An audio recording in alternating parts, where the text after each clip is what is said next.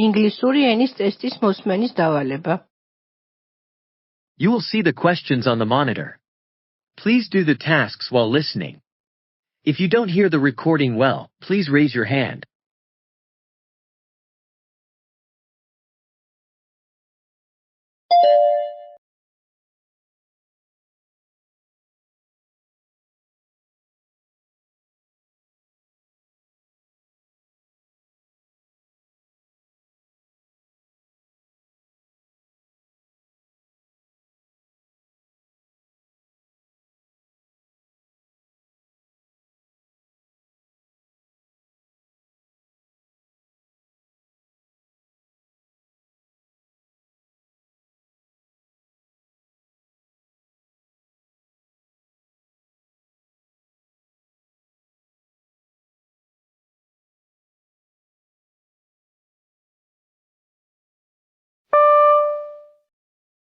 The idea that thinking is superior to feeling is an attitude that many psychologists today would consider out of date. They would argue that emotional intelligence is just as important as IQ when determining a person's overall success. Let me give you 2 examples of research which backs up this theory. When 95 graduates from Harvard University were followed into middle age, the men with the highest intelligence test scores in college were not found to be particularly successful in terms of salary, productivity or status compared with those who had scored lower. IQ, it would seem, contributes only about 20% to the factors that determine life success, leaving 80% to other forces. So what are these other forces? Peter Salovey of Yale University would argue that emotional self-control is one of the most important.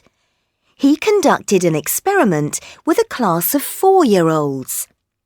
He gave each of them a sweet and told them they could eat it immediately. However, if they could resist eating the sweet until the experimenter came back into the classroom, he would then give them 2 sweets. For what seemed like an endless 15 minutes, most of the children waited. However, about a third of the children were unable to wait. They grabbed the sweet almost immediately after the experimenter left the room. When the same children were followed up as teenagers, those who at 4 had been able to resist temptation were as adolescents more socially competent, self-reliant, dependable and confident. They also had dramatically higher scores on IQ tests. However, those who at 4 had been unable to resist temptation were more indecisive, more socially isolated and less confident. This experiment suggests that emotional self-control is an important contributor to intellectual potential, quite apart from IQ itself. Another ability that can determine not just academic but job success is optimism. In a study of insurance salesmen, psychologist Martin Seligman showed the relation between optimism and high work performance. Selling insurance is a difficult job, and 3/4 of insurance salesmen leave in their first 3 years. Given the high costs of recruiting and training, the emotional state of new employees has become an economic issue for insurance companies.